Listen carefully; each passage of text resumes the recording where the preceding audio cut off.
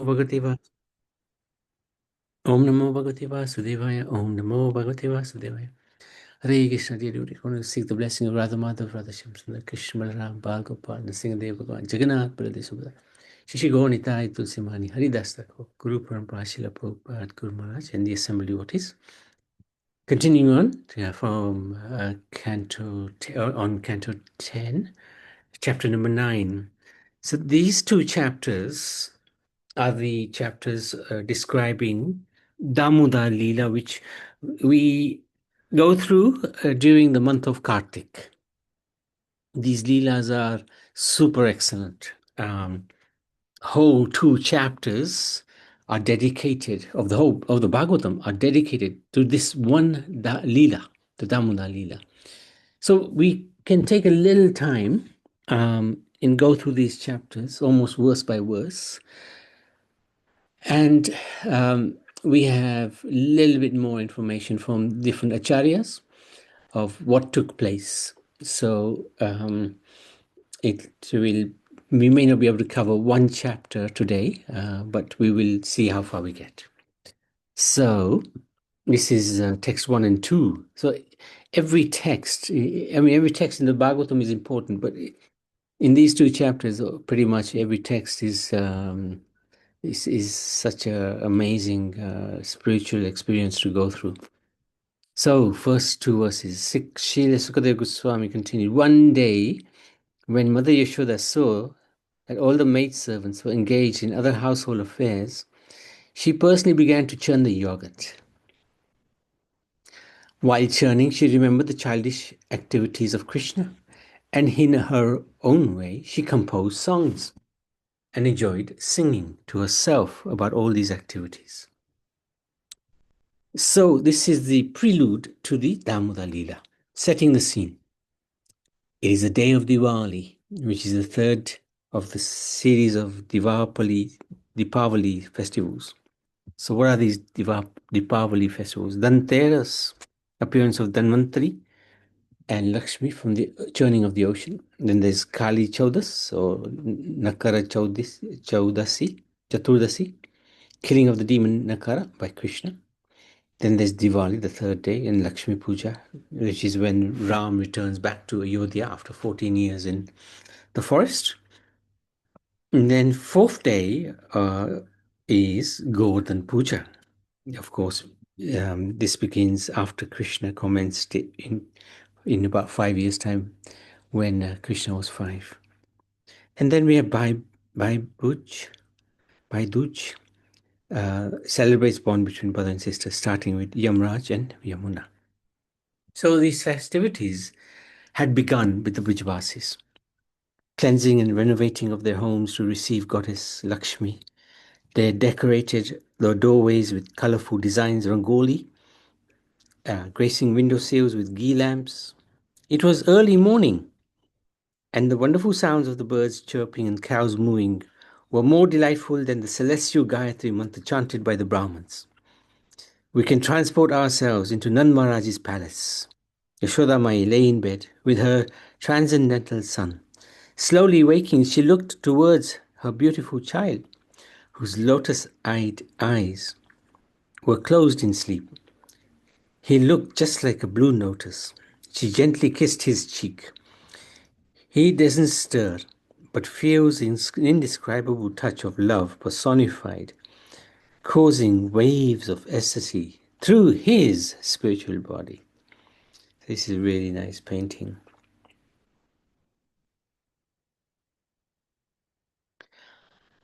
Some very qualified demigods and their equally qualified wives hovered in the sky, marveling to see the controller of unlimited universes in his original Gopa form, resting in the arms of his mother. It's so bewildering. This is the cause of all causes, the Supreme Personality of Godhead. Yet he's just behaving like an ordinary, pampered child. The residence of Nanda and Yashoda was spacious. There was bedroom chambers, marble tiled, inlaid with precious jewels, opened onto an expansive balcony that overlooked the village of Gokul and beyond into Mahavan. There was spacious wardrobe room replete with silken clothes and priceless ornaments. There were bath chambers. There was kitchen and pantry. There was a stately reception rooms leading to the grand hall of 84 pillars. Choriasi Stamba version is present to witness in Gokul. So when one goes to Gokul, one can actually visit this grand hall.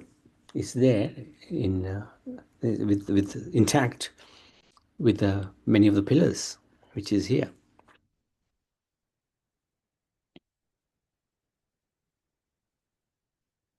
There's an inner courtyard and there's adjoining gardens in the courtyard. Yashoda Mai rises and goes to her bath chamber, where there is only one of her maid servants waiting to assist her. The other palace servants were preparing for Deepavali. So they were on holiday, on leave.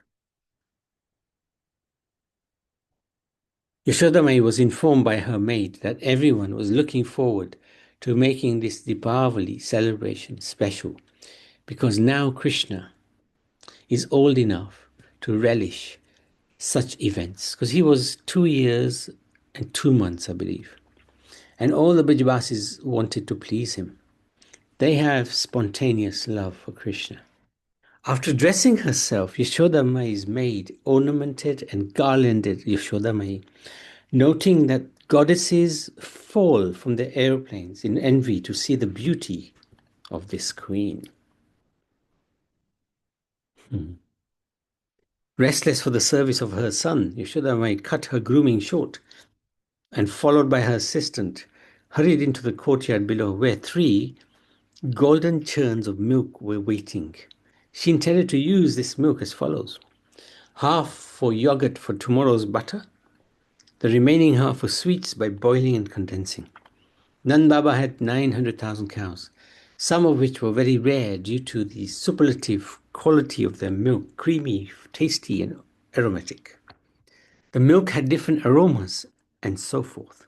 Some were very thick, and some cow's milk smelled like jasmine or rose and other flowers. There are different varieties of taste and smell in milk, according to the cows. To make their milk, special milk, even more special, those cows were carefully pastured in a divine meadow whose grasses were soft, juicy, and fragrant. Some Gopas suggested that the seeds of this field originated from heaven. Padma Gandhi was one such cow, famed throughout Braj because her milk had the aroma of red lotus. The milk of these cows is delivered daily to Yashoda Mai, who understands which milk has come from which group of cows and separates it all when it comes to Nand Bhavan. With some milk, she makes sweets. With some, she makes paneer. And with some, she makes sweet rice. Depending on the day and occasion, she arranges everything perfectly. Generally, the maids would make the various milk preparations. However, Yashodamai, having heard so many complaints against her dear son from the elderly gopis about his pastimes as Makhan Chor, although she could not still believe that her darling son would do this, she thought that he may possibly have become addicted to stealing the butter produced by the neighbors. So we heard in the previous chapter how the older gopis, they would go to Mother Yashoda's house and complain about the boy. Not necessarily to complain, but they wanted to see him. The only way to see him was to go to the home, and they had to have an excuse. If he had been naughty, then to break this habit, she was thinking that obviously the maids had become careless while making the preparations. They cannot be trusted, as they seem to be regularly burning the milk. Hence the reason why my dear son goes elsewhere. To break this habit, she was thinking that she must entice him by providing butter that is far superior to that which he can get elsewhere. That meant she will make all the food preparations herself with all the love that she has for Krishna. So this butter, this makhan that she's making is extremely potent. As the queen, always accompanied by her servants and guests, Yashoda Mai never really had the opportunity to focus on cooking for Krishna. However, today she has the opportunity because the servants are occupied at their homes due to Diwali celebrations. Also, Nanda Baba was taking Rohini and Balaram to his brother's Upananda's village, which is called Sahara. Normally, Nanda Baba would be attending Indra Puja in Gokul, but this year his younger brother Sunanda would supervise these ceremonies. Yashoda Mai was pleased also that she would be able to spend time alone with Krishna, which didn't happen often. Yashoda Mai decided that she would churn the yogurt herself and also watch the stove at the same time, while Krishna was still sleeping.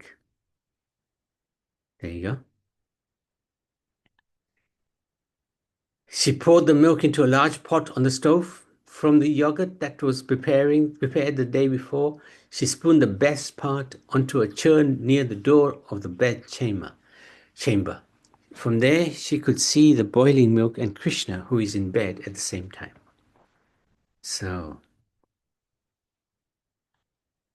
And she would be able to churn the yogurt at the same time. So this is the original multitasking. Verse number 3. Dressed in saffron yellow sari, with a belt tied about her full hips, Mother Yashoda pulled on the churning rope, laboring considerably, her bangles and earrings moving and vibrating and her whole body shaking. Because of her intense love for her child, her breasts were wet with milk, her face with its beautiful eyebrows was wet with perspiration, and malati flowers were falling from her hair. So she was seated on a choki, a low, generally square, multi-purpose platform that is often used as a table or a seat, which can serve as a table when one is seated on the floor. Yashoda Mai took up the rope looped around the churning rod, which was within the churning pot, and began to pull. Right arm, left arm, right arm, left arm. There you go, churning. The silken rope was entwined with gold and silver thread, and at each end was a golden handle to ensure a secure grip. Like other churning pots, it was made of hired clay, but unlike others, it was set with precious stones and decoratively painted with charming designs. It had to be special for Krishna. Yashoda Mai would check on the milk, which was boiling on the stove, whilst also keeping an eye on her darling son, who was still resting.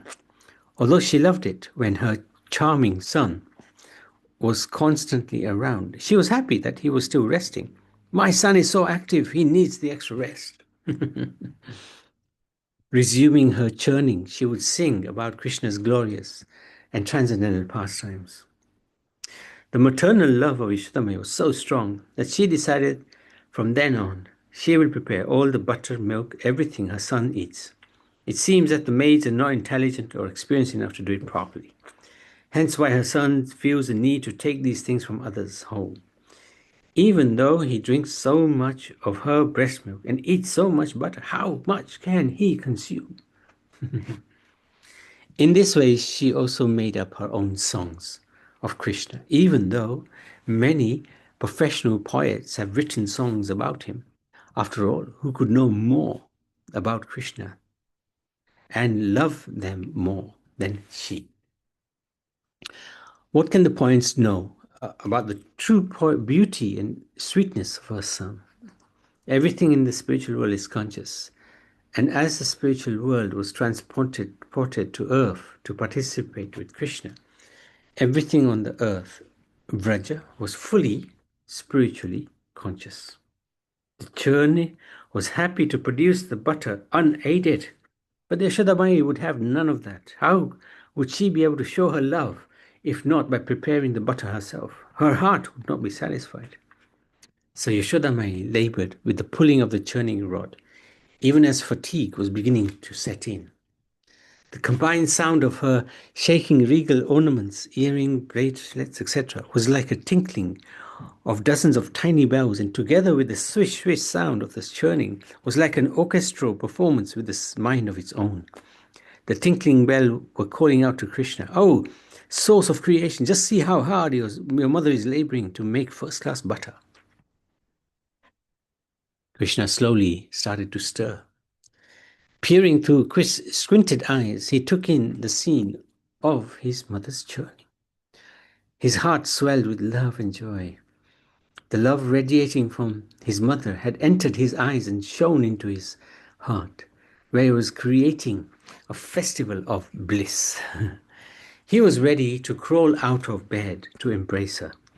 But at the same time, he was relishing enjoying seeing her mother's full glory of devotion, while she was taking so much care to serve him by making first-class makhan.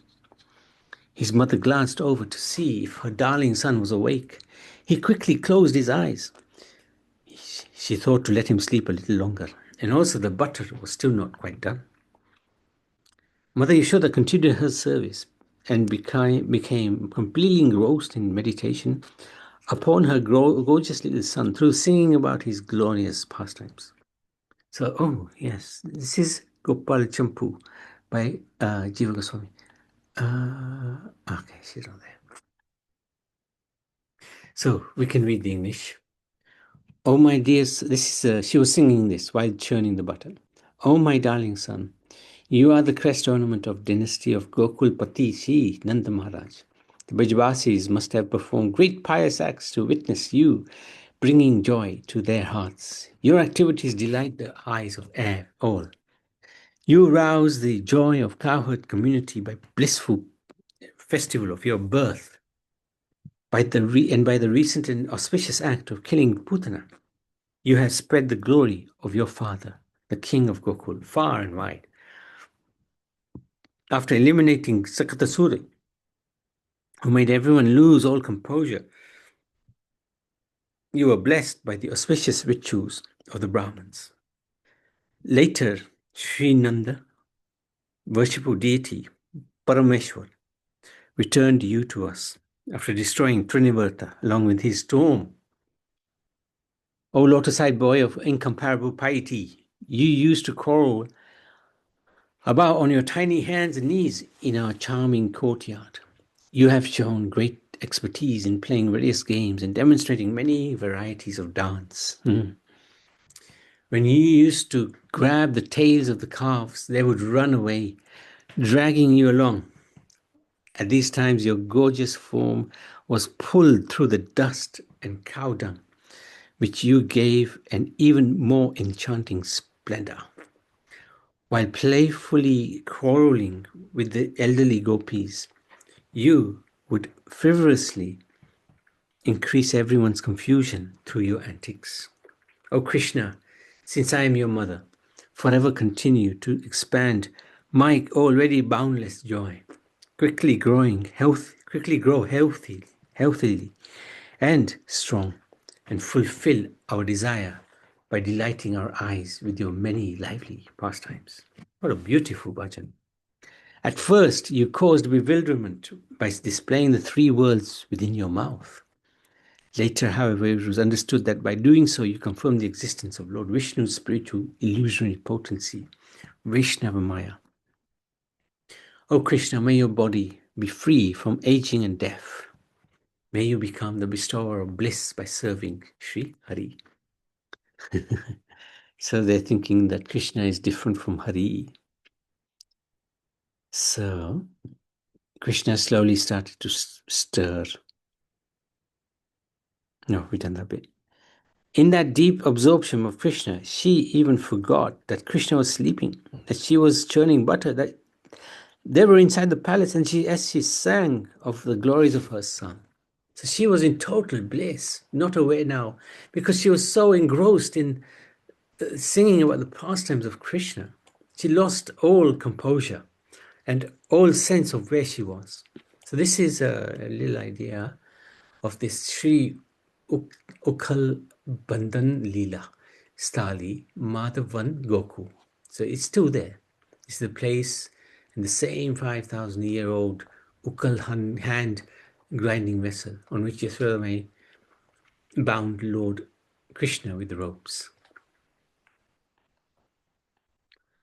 Her voice rising higher and higher, accompanied by her orchestra of ornaments. She mistakenly thought she was in the courtyard making peace between Krishna and the neighborhood gopis while singing about this pastime. Lost in another reality, Yashoda Mai so fully experienced Krishna's presence that she drew him into her meditation. So this is the power of bhajan, meditation, and devotees. They can actually catch Krishna and confine him within their meditative mood. And in doing so, made him even unsure, it made even him unsure of where he was. Krishna thought to himself, am I in bed or am I in your thoughts? Finally, no longer able to tolerate the distance between them, driven by the desire to show her his love for her, and also desires to drink her milk, Krishna sat up and with tears flowing from her eyes issued a stream of crying sounds calling Mother, Mother. Although brought back to reality, Yashoda Mai remained captivated by the pastimes of her songs about her naughty son. Krishna, however, was beside himself, still seated in bed. He screamed, Mother! Spontaneously, he looked around, searching for his close friends, but they were absent. Everyone was preparing for Diwali. Looking again to his mother, his heart swelled with love.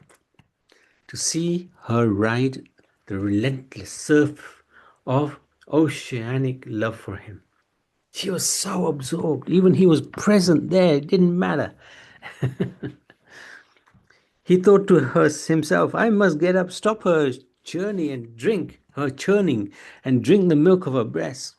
Even the temptations of the ladus who were calling out to him could not allure him from the special affection he cherished for his mother. His hunger became intolerable. He cried out again to her.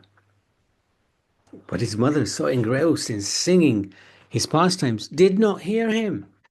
Krishna paused for a moment and thought to himself and informed the personification of love, Prema. Today, I want my mother to achieve the pinnacle of motherly love. I do not know what it is like to be bound by the ropes of my devotee's love. I want to feel the devotee's love, not just within my heart, but with my entire being, and especially I want to feel my mother's love.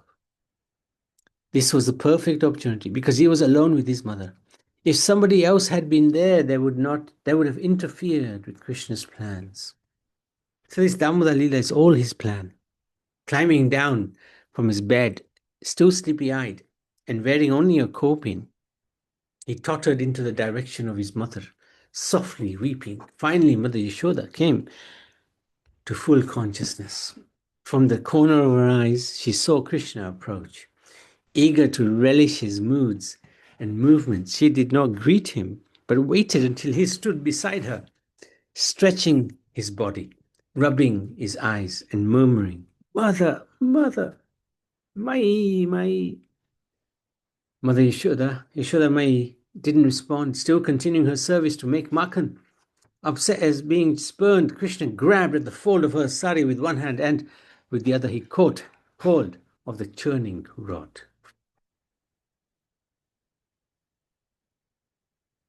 Okay. So we can stop here and we'll continue tomorrow.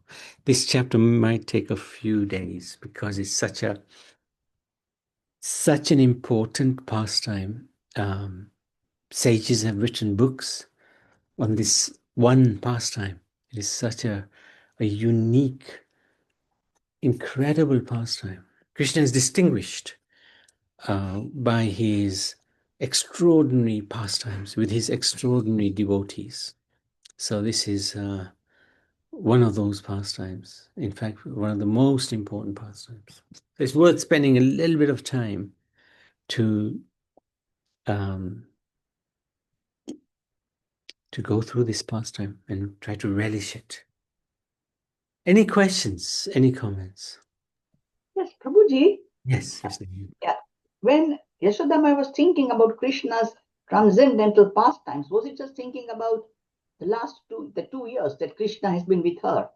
Yeah, correct, correct. That was her focus. Yes, absolutely right. Um, She didn't know that he was transcendental, isn't it? she, she was just he's very special. But Didn't know. he's not God. He's my son. And Yeah. even if he is God, he's still my son. Yeah, that's right. And What a mother that ha, Krishna drank her milk. Can you imagine? extraordinary, extraordinary. Yeah. And Krishna would purposefully put her in that special Maya so that she, even though she would realize, wow, this boy is something else, she would still not really take that into account, you know. She still just regarded it, this is my son. I will protect him. I will pray for him. Yeah. Very good points, Naniman. Very good point. Thank you. If there's nothing else, we can stop there. Okay. Srimad Bhagavatam ki jai, Damodar Leela ki jai.